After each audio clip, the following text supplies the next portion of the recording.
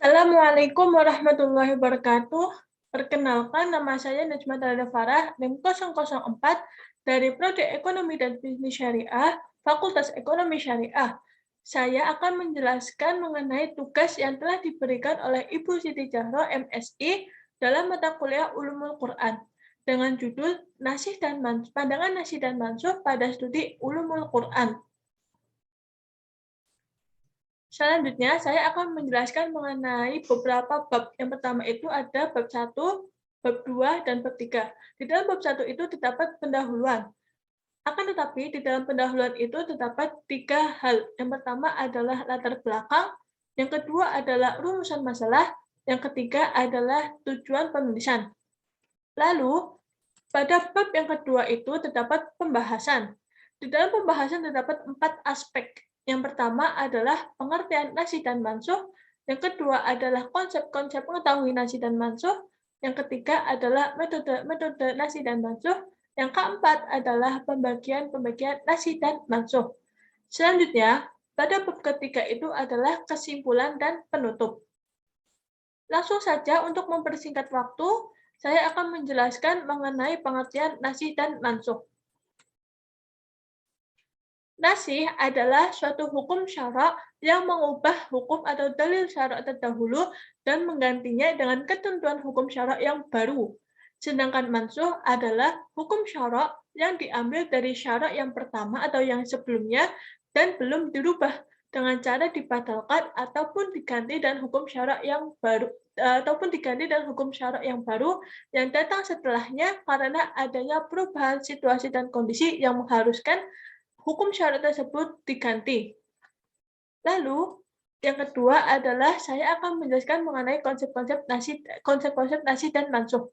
Konsep-konsep nasih dan mansuh dalam Al-Quran itu menimbulkan banyak sekali polemik oleh para ulama.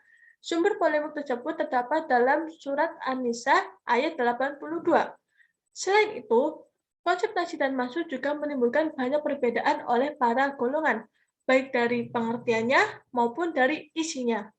Sehingga terdapat beberapa jumhur ulama yang berpendapat bahwa konsep nasih dan mansuh itu sudah sesuai dengan dalil-dalil yang telah Allah tetapkan, sehingga penulis setuju dengan para ulama tersebut karena konsep nasih dan mansuh itu sesuai dengan dalil-dalil yang telah Allah tetapkan. Selanjutnya, yang ketiga adalah metode-metode mengetahui nasih dan mansuh. Metode-metode mengetahui nasih dan mansuh itu ada 3. Yang pertama adalah keterangan tegas dari sahabat atau Rasul SAW. Yang kedua adalah adanya ijma atau kesepakatan bahwa ayat ini adalah mansuh dan ayat ini adalah nasih. Yang ketiga adalah mengetahui mana yang lebih dahulu turun dan mana yang turun setelahnya. Selanjutnya, saya akan menjelaskan mengenai pembagian nasih dan mansuh.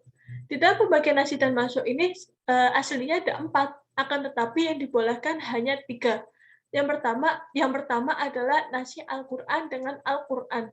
Pada bagian ini disepakati kebolehannya dan beberapa ulama menyatakan adanya nasih. Misalnya itu adalah turun ayat tentang masa iddahnya wanita yaitu 4 bulan 10 hari. Lalu, yang kedua adalah nasih Al-Quran dengan hadis mutawatir. Nasih ini dibolehkan oleh Imam Malik, Abu Hanifah, dan Ahmad dalam satu riwayat, karena keduanya itu adalah wahyu. Allah Ta'ala berfirman dalam surat An-Najm ayat 3-4, An-Nahl ayat 44, dan Al-Baqarah ayat 106.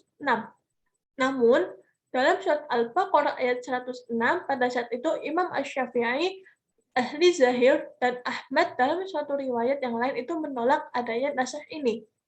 Selanjutnya, nomor 3 adalah nasah sunnah dan Al-Quran.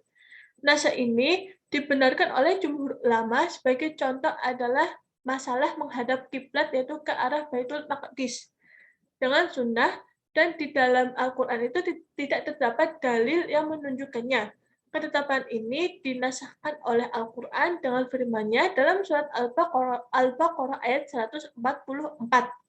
Namun, Nasa ini ditolak oleh Imam Asy-Syafi'i karena menurutnya apa saja yang telah ditetapkan oleh sunnah tentu didukung atau diikuti oleh Al-Quran, dan apa saja yang ditetapkan oleh Al-Quran tentu didukung dan tentu diikuti oleh sunnah.